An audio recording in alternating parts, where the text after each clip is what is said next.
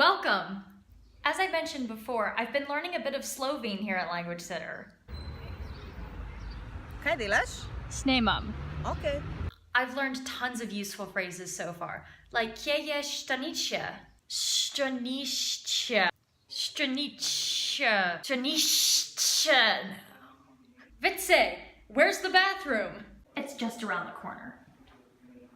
Later on, Špela showed me how she monitors course progress and makes sure that every language sitter is doing their job.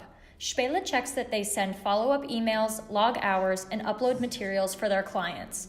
This system demonstrates how much LanguageSitter values quality control. We even spoke German during our session today. Diese Gruppe hat den Kurs nächste Woche nicht, weil am Montag gibt es Feiertag.